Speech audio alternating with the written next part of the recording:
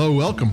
It's Domain Dave from CheapWineFinder.com with another one of our companion wine podcast reviews for a wine we wrote up on the CheapWineFinder.com website. That's what we do. We do 3 value price wines every week, and we've been doing that for, forever. Literally. And this time of year, we try to go upscale and interesting, but not upscale too much price-wise. There's no reason to spend tons of money just because it's November and December. You can still get good wine. And this one's got some explaining to do. It's Skull Red Wine 2021. I know it sounds like a Halloween wine and didn't know about it for Halloween, and it's not a Halloween wine. It's from a Sommelier and one of the leading Syrah producers in California. I have the names and everything and links for it all on the website. I even have a link to explain what carbonic maceration is, but I'm getting ahead of myself there. This is from a sommelier who was at Tribeca Grill and Walnut Street Grill. I mean, he's won from different publications, Sommelier of the Year, Wine Person of the Year. This is a decorated sommelier. If you don't know the sommelier, it's an expert on wine. They usually work for restaurants, but lately they're more in the education, and that's the thing too. But traditionally, they were the high-end restaurants where you spent a lot of money on a great steak or meal, and they would pick out the perfect wine for you. No cost spared type of thing. And this is a 60% Zinfandel, 30% Petite Syrah, 10% Mission.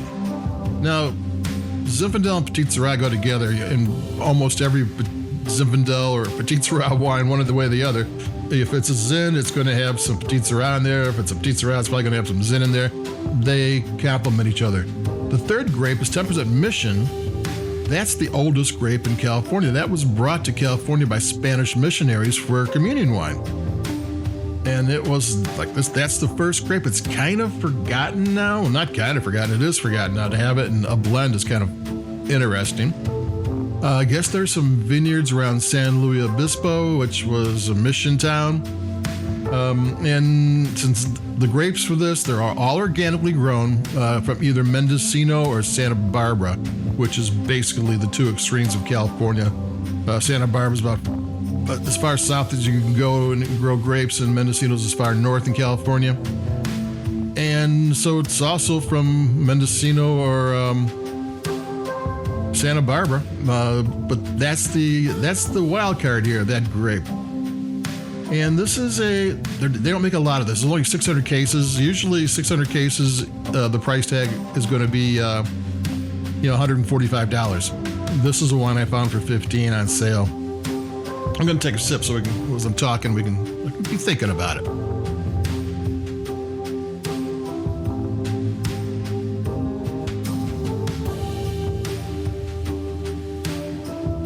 It's handpicked grapes, whole cluster.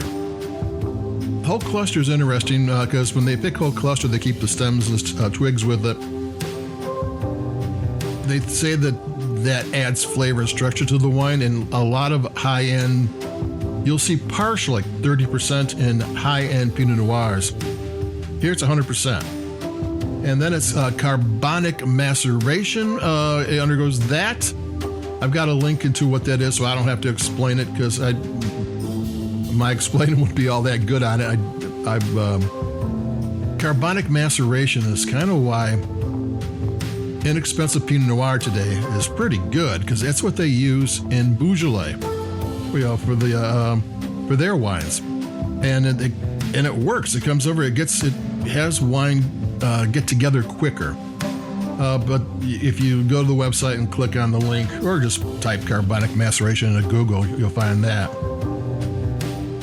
And then it's uses natural yeast. There's always yeast in the air, and it's usually on the skins of the grapes. The yeast is everywhere, especially out in wine country. So they don't use commercial yeast. Not that I don't think anybody that I know anyway could tell the difference between a in a blind tasting, oh, that's commercial yeast and that's natural yeast. But the thought there is that the natural yeast that's on there is better suited for the grape. And if you're trying to do the best you can, you do that. And then it's aged in oak barrels, or they just said barrels, they never mentioned oak. There could be other things, but it's old oak barrels. So you're not going to get those flavors. You're not going to get the oak spice. You're not going to get chocolate and vanilla and all those type of things. And the reason why you would use those oak barrels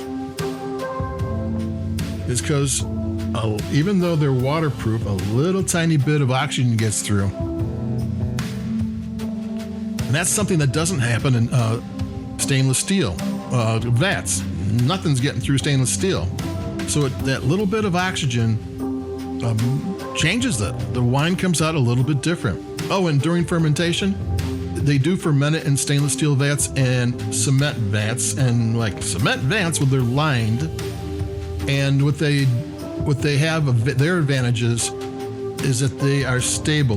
There is no temperature or humidity differences in a closed off cement vat because they have such thick walls that the wine is very stable. And you know, when you're fermenting and aging wine, being stable is the desired thing you want to do.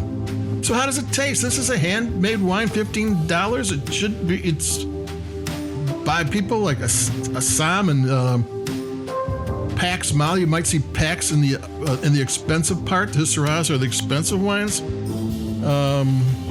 So there you go. So I'm going to take a sip. We're going to talk about what's in the glass here.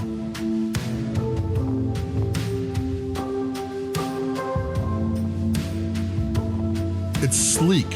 It's kind of intense. It's got cherries, and it's got licorice, and it's got exotic spices and such herbs.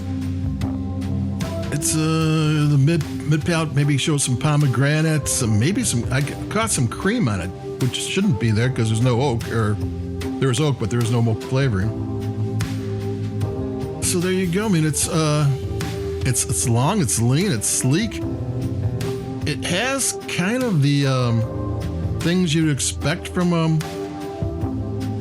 Zinfandel Petit Syrah wine, but very smooth, very subtle, very flavorful. The acidity actually gives the flavor some oomph, so that it doesn't just sit there. It kind of like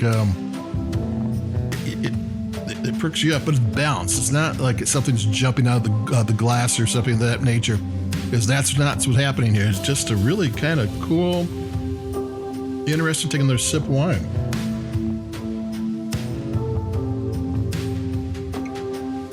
And organic on top of it. Handmade, I mean, basically a bespoke wine for $15. You're not going to be able to find it anywhere, but there's other people out there making these kind of wines. You got to seek it out a little bit. You know, go to a hand sell wine shop, or ask if you go to a big box wine place. Ask somebody. Tell them, hey, you got anything that's, you know, like maybe kind of a little low production, but still decent price, and you can find these wines. And this is it's a value price wine. It is kind of something that you could bring out to your friends. And I always say skull wines. I never had a bad skull wine. Still haven't had a bad skull wine. This is still great. So that's it for me, Domain Dave, cheapwinefinder.com. Keep it cheap. Adios, and I'll be talking to everybody. Bye-bye.